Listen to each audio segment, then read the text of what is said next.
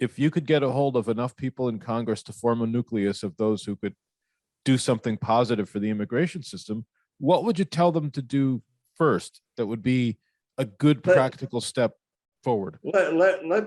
I'm going to answer that in a moment, but let me just mention a rather creative way in which at least a couple of employers in the state of New Hampshire are dealing with it.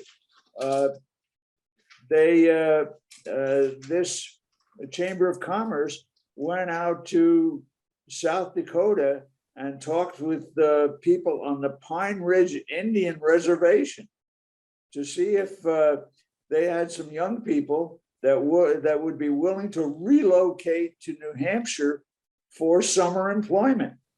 And there were a lot of unemployed Native Americans in South Dakota, and they got a very warm reception. So that is one, small positive story of addressing a larger problem.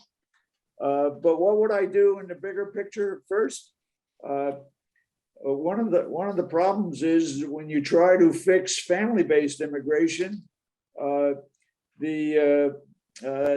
unions and the chambers of commerce say, no, we want to be the priority. So when you try to fix employment-based immigration, the families say, no, we want our relatives to be the priority. So you've got the tension between these forces in Washington that won't allow the Congress to move forward, and Congress is not very interested anyhow. There's an anti-immigration sentiment that I think pervades Washington to begin with. But if we're going to solve this problem anytime soon, I would break it up into smaller chunks and just do what we can. I'd start with DACA, which is an easy lift.